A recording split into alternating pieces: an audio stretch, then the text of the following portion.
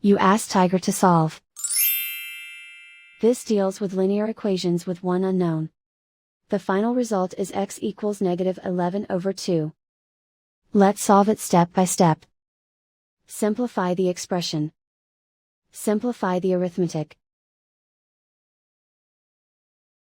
Group all constants on the right side of the equation.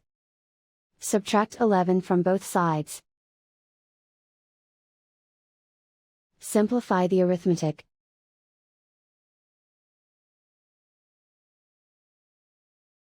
Isolate the x. Divide both sides by 2. Simplify the fraction. And so the final result is x equals -11/2.